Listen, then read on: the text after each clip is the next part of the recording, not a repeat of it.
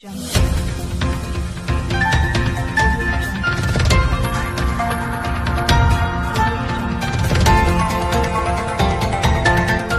देख रहे हैं RPKP इंडिया न्यूज। नमस्कार, मैं Shiv Vinayak Tiwari RPKP India news में आपका स्वागत करता हूं। आइए नगर में चलते हैं शहर से जुड़ी कुछ खास खबरों की। रोड के किनारे महिला के प्रसव की जानकारी का सच आया सामने। जिला कलेक्टर पर लगाए गए आरोप पूर्णतः औचित्यहीन। विजय राघवगढ़। जी हां, आपको बता दें कि block medical officer Vijay Raghavgarh doctor Vinod Kumar ने RPKP इंडिया न्यूज़ के माध्यम से इस बात को पूर्णतः पुष्ट किया कि विगत दिनों जो रोड के किनारे महिला के प्रसव की जानकारी आई है उसमें दूर दूर तक कहीं भी दोषी नहीं है जिला कलेक्टर। कुछ तथाकथित पत्रकारों ने संबंधित अधिकारियों सहित जिला कलेक्टर के नाम पर जो दोषारोपण किया है वह न्यायसंगत नहीं है। डॉक्टर विनोद कुमार ने RPKP इंडिया न्यूज़ रिपोर्टर से चर्चा उपरांत कोरोना काल में जिस तरह संक्रमण फैल रहा है उनसे बचाव हेतु भी दिशा निर्देश दिए हैं। रिपोर्ट गुलशन चक्रवर्ती के साथ cameraman Sant Sharan Singh, RPKP India News, Kaimur. जी जी, कुछ जो अपने आपको पत्रकार कहकर संबोधित करते हैं उन कुछ चिन्हित लोगों ने क्षेत्रीय राजा माननीय जिला कलेक्टर महोदय को उसमें दोषारोपण ठहराया है। इस विषय में आपके क्या विचार आएंगे? चौथा पैरा था तो डिलीवरी तो नॉर्मल ही डिलीवरी होनी थी। उसके तीनों बच्चे पहले भी नॉर्मल हुए थे। जी जी, तो एकदम हड़बड़ाहट में अपन कुछ कह नहीं सकते कि यार इतना समय था वाइफ के पास कि वो आराम से चुपचाप अस्पताल में रहती और डिलीवरी प्रसव हो जाता अस्पताल में। जी जी, मगर शायद उसके पति ने मना भी किया था कि रुको थोड़ी देर। जी जी, उसको इतनी पीड़ा भी नहीं थी। जी। तो फोर्थ पैरा में समय कम मिलता है, इसलिए डिलीवर जल्दी ही हो गई वो। हाँ जी, तुरंत ही मैडम ने कहा उसको अस्पताल पहुंचो। जब तक वो मैडम के घर के गेट के सामने ही आती तभी जम के पीड़ा हो गई। तो वो किनारे रोड उस पर जी जी, बैठ गई। जब बैठ गई तो लोगों ने पर्दा लगा दिया उसको, बैठ गई तो वहीं उसने डिलीवर्ड करा दिया। जी जी, है ना, वहाँ आशा थी ही उसके साथ। हाँ जी, डिलीवर्ड किया है। मगर जैसे ही मुझे फ़ोन आया है जी जी, तुरंत ही मैंने तत्काल, उस समय मैं अस्पताल में ही था, मैं तत्काल एम्बुलेंस पे जो माननीय हमारे विधायक जी ने दी हुई थी उससे तुरंत ही भेजा है मैंने। जी जी, और एक सिस्टर को साथ में बैठाल के सारे सामान के साथ भेजा। तब तक डिलीवरी हो चुकी थी। जी जी, फिर उसको लाया। महिला जो है पूरी तरह स्वस्थ है हाँ जी, हाँ जी। और बढ़िया है, कोई उसको दिक्कत नहीं। और व्हाट्सएप में काफ़ी ग्रुपों में वायरल हो रहा, मेरा सवाल अभी वही है कि कुछ अपने आप को जो राहगीर पत्रकार बता रहे हैं उनने सीधा दोषारोपण किया है क्षेत्रीय राजा माने जिला कलेक्टर महोदय को।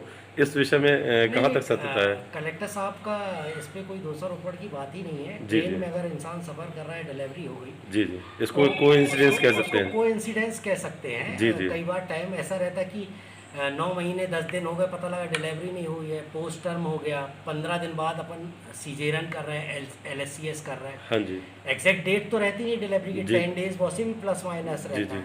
उसको पहले पीड़ा होती थी, मगर इस बार डिलीवरी के दरमियान उसको पीड़ा नहीं हुई। वो जिस दिन पीड़ा हुई थी 18 तारीख को रात्रि 3:30 बजे, तो वो आ गई थी अस्पताल। जी। उसका एक दिन पहले मतलब जो 18 तारीख का दिन था पूरा, जी जी, सुबह आ गई थी 3:30 बजे अस्पताल। हाँ जी। मतलब और तो USG कराया उसने जाके कटनी में। जी जी, फिर वापस अस्पताल आई।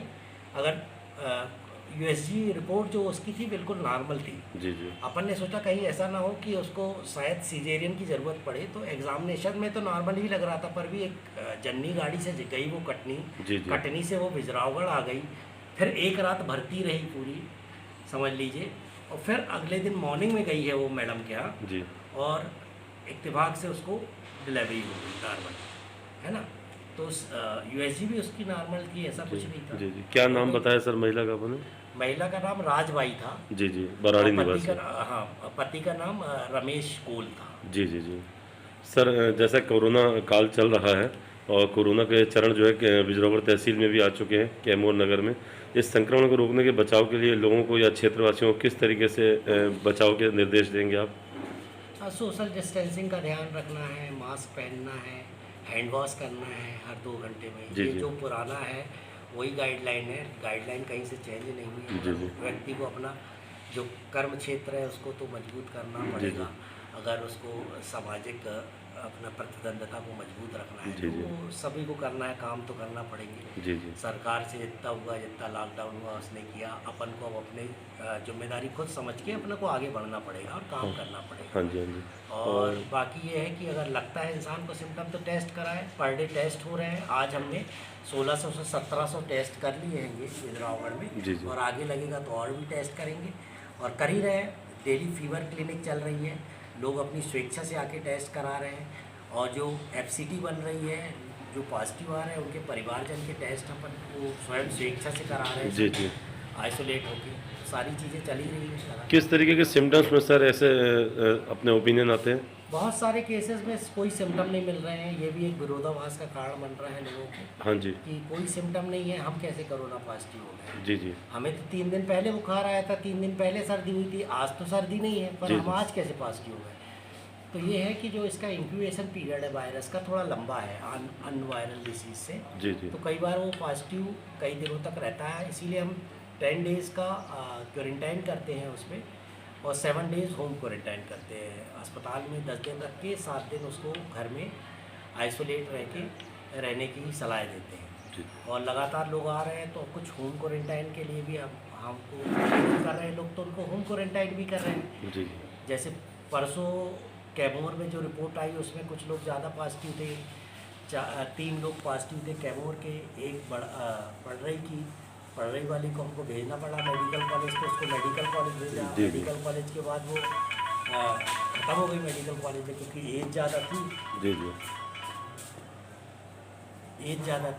ख़त्म हो गई। जी जी 80 ईयर एज थी, SpO2 कम आ रहा था, नागपुर से वापस आया था वो पैसे, जी जी जी है ना। और नागपुर से वापस आई थी। और इसके बाद क्या हुआ था, एक केस और था, जी जो एक अविनाश गुप्ता जी हैं अपने कैमूर के, हाँ जी माननीय वार्ड नंबर 3 से माननीय गणेश राव जी के घर के बाजू में रहते हैं जो, जी जी तो उनको उनको भी हमने कटनी रेफ़र किया। उनका ऑक्सीजन का सैचुरेशन कम आ रहा था। बाकी 3 लोग और कैमूर नगर से हमारे पॉजिटिव आए, जी। जिनको होम आइसोलेट किया गया है। उनके घर पर जाकर और उनसे साक्षात्कार करके उनसे जी जी और उनका एग्जामिनेशन करके देखा गया कि भाई उनका ऑक्सीजन का सैचुरेशन सही आ रहा है, उनको कोई टेम्परेचर नहीं है, कोई सिम्टम नहीं है, तो उनको वहीं होम आइसोलेट किया और उसका फ़ायदा भी हो रहा है। लोग मान रहे हैं बात और बढ़िया होम आइसोलेट रह रहे हैं। जिनके घरों में बाथरूम अलग से है, लैट्रिन अलग से है, बाकी लोग अलग से रह रहे हैं, उनके घर में व्यवस्थाएँ हैं, उनको होम आइसोलेट कर रहे हैं। जिनके यहाँ व्यवस्था नहीं है और जो लग रहे हैं थोड़ा बहुत सिम्टोमेटिक, तो उनको अपन अस्पताल में ही ला रहे हैं और उनको अस्पताल में रख रहे हैं। अभी भी 13% हमारे पास एडमिट है। हाँ जी पहले भी हमने 55% एडमिट करके और उनमें से 5 रेफ़र करके और 50 को भर्ती करके स्वस्थ होके ही हमारे अस्पताल से वापस गए हैं। और लगातार हमारा प्रयास रहा है कि हम सिंगल ही जितनी मेहनत कर सकते हैं, लोगों को जितना मोटिवेट कर सकते हैं, जितना लोगों को अपना उनको मानसिक रूप से सपोर्ट दे सकते हैं, अगर इन्फेक्टेड भी हो जाते हैं तो वो हम कर रहे हैं। खाने पीने की बेहतर व्यवस्था है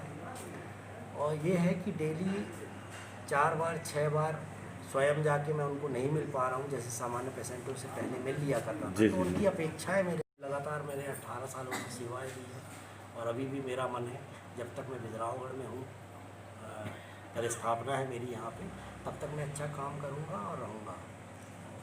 ये फिर से सहयोग व्यक्त करूँगा कि मेरी अच्छी और ख़राब बातों को वो मेरे सामने लाते हैं, उसमें मैं सुधारात्मक कार्रवाई करता रहा हूँ और करता रहूँगा। इसमें जिला प्रशासन का कोई दोष नहीं है, डिलीवरी है, लोगों के घर में भी तो हो जाती है डिलीवरी, जी जी जी वही प्लस माइनस होता है ना। है। हो सकता है इंसान, लॉकडाउन है, इंसान बाहर नहीं निकल रहा, घर में डिलीवरी हो गई। 108 जननी एक गाड़ी है, 2,28,000 पॉपुलेशन है, कोविड के लिए चिन्हित एक गाड़ी है जिले में पूरे।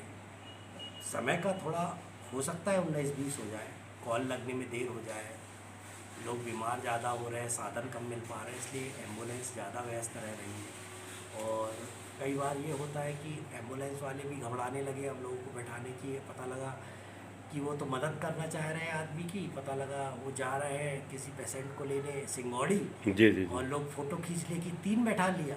हाँ जी वो तो मदद चाह रहे हैं, उसकी मदद करना चाह रहे हैं कि भैया वो आशा सहयोगी है, वो मान लो सिंगौड़ी के है तो वो ड्रॉप हो जाए, क्योंकि कई बार उसके साथ आई गई जी, है। जी। आशा है वहाँ की चलो ड्रॉप हो जाए, मैं तो जा ही रहा हूँ उस रूट पे पेशेंट को लेके। जी जी उनका कोई उद्देश्य नहीं होता है। लगातार एम्बुलेंस 108 के और 104 के मैं एम्बुलेंस कर्मचारियों को भी धन्यवाद देता हूँ। वो हमसे ज़्यादा पास से कोविड मरीजों के काम कर रहे हैं, हमसे ज़्यादा पास से वो अन्य लोगों के काम कर रहे हैं, बैठा रहे गाड़ियों में।